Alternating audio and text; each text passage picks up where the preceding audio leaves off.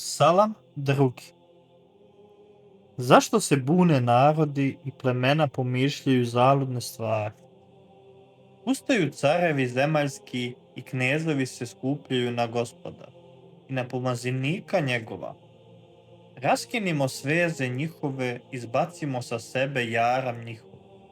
Onaj što živi na nebesima smije se, Gospod im se posmijeva, pa im govore u gnjevu svojem i jarošću svojom zbunjuje ih.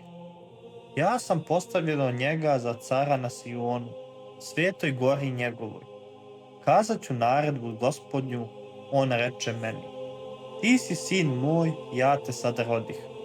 Išti u mene i daću ti narodu naštetstvo. I krajeve zemaljske tebi u državu. Udarit ćeš ih gvozdenom palicom, razbićeš ih kao lončarski sud. Sad carevi, porazumite se, naučite se sudije zemaljske. Služite Gospodu sa strahom i radujte se s trepetom. Primite ukor da se ne razgnjevi i vi ne izginete na putu svome, jer će se gnjev njegov brzo razgorjeti, blago svijema koji se u nju uzdaju.